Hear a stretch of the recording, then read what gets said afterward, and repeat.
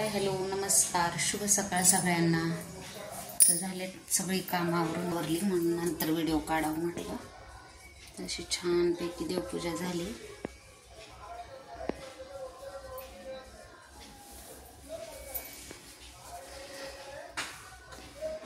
आमच्या आत्याने पंढरपूरवरून पाणी आणले ते नदीचं, ते पाणी टाकून देवपूजा केली छानपैकी अशी मस्त. स्वामी महाराज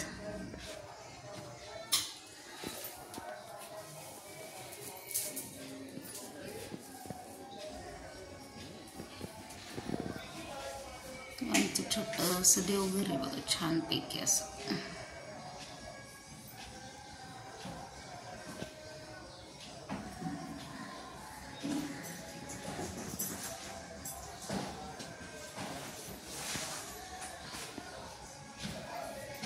त्याचा मधला पडदा आहे तो रात्री लावायचा, तो धुवायला काढला, तो लावलाच नाही अजून.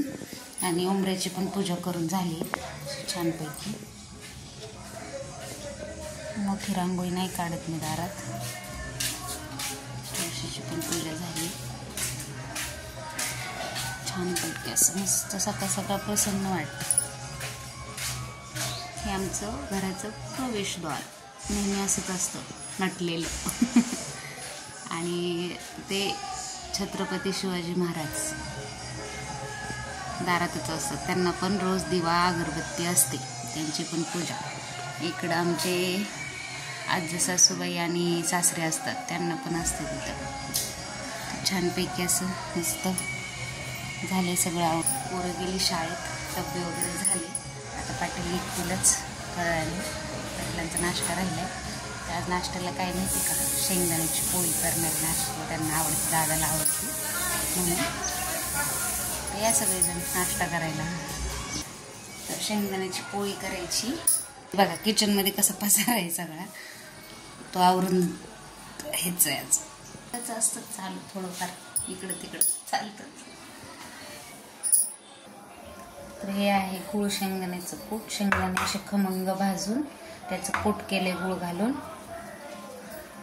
आणि त्याची आता पोळी करायची आपल्याला छानपैकी.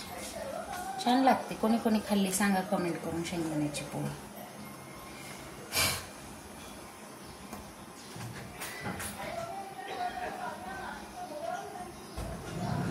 दादाला आणि पाटलांना खूप आवडते, त्याच्यामुळं लागेल तसे करून ठेवतं. कूट करून ठेवला की बरं पडतं, लागेल तसं.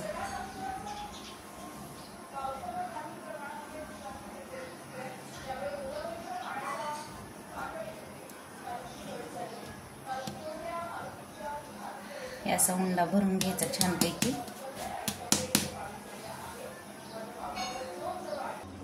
तर अशी लाटून झालेली आपली पोळी छानपैकी अशी मस्त. आता भाजून घ्यायची. ती खरपूस भाजली की छान लागते.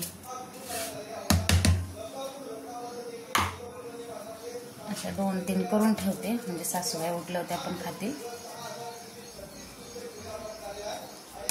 तुम्ही म्हणताना हाताला काय झालं, ते देवाला कुंकू लावलेलं आहे, ते त्याचं आहे.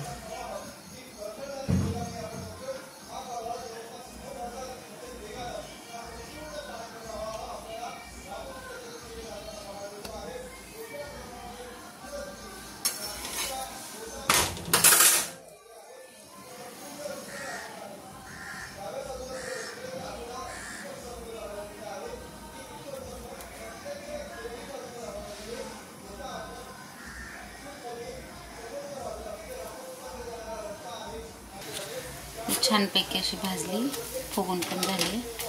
अशी खरपूस भाजली की खमंग लागते खायला जरा.